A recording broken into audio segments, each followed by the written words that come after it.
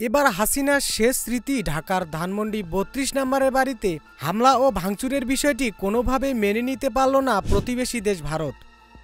হাসিনার এই বাড়ি ভাঙচুরে যেন আওয়ামী লীগের থেকে বেশি কষ্ট পেয়েছে ভারত। এবার এই বাসভবন ধ্বংসের বিষয়ে গণমাধ্যমের প্রশ্নের জবাবে মুখ খুলল ভারতের পররাষ্ট্র মন্ত্রণালয়ের মুখপাত্র রণধীর জয়সওয়াল। একে তো ভারত প্রকাশ্যেই ক্ষমতাচ্যুত প্রধানমন্ত্রী শেখ হাসিনাকে বাংলাদেশিদের হাতে তুলে দিচ্ছে না, তার উপরে হাসিনার বাড়ি ভাঙচুর নিয়ে তীব্র নিন্দা দেখে মনে হচ্ছে এই বাড়িটি হাসিনার টাকায় নয় বরং ভারতের টাকায় নির্মাণ করা হয়েছিল। বাসভবন ধ্বংসের বিষয়ে ভারতের পররাষ্ট্র মন্ত্রণালয়ের মুখপাত্র রণধীর জয়সওয়াল বলেন, বাঙালিরা দখলদারিত্ব ও নিপীড়নের মাধ্যমে শেখ মুজিবুর রহমানের ঐতিহাসিক বাসভবন ধ্বংস করেছে। এর আগে আওয়ামী লীগ ঘোষণা করেছিল যে শেখ হাসিনা বুধবার রাতেই একটি ভার্চুয়াল ভাষণ দেবেন। এর ফলে বৈষম্যবিরোধী ছাত্র আন্দোলনের তীব্র প্রতিক্রিয়ার জন্ম দেয়। পরে বুধবার সন্ধ্যায় 6:30 হাসনাত আবদুল্লাহ ফেসবুকের পোস্টে বলেন, আজ রাতেই বাংলাদেশের ফেসিবাদের মন্দির মুক্ত করা হবে।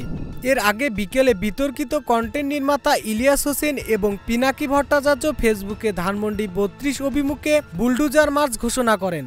রাত ৮টা থেকে শেখ মুজিবুর রহমানের বাড়ির সামনে বিপুল সংখ্যক মানুষ জড়ো হয়ে জনসাধারণের ফটক ভেঙে ভাঙচুর শুরু করে। জানালা, গ্রিল, কাঠ এবং গেটের কিছু অংশ ভেঙে নিয়ে যেতে শুরু করে। আওয়ামী লীগ সরকারের পতনের পর ৫ই আগস্ট বাড়িতে আগুন লাগানো হয়েছিল।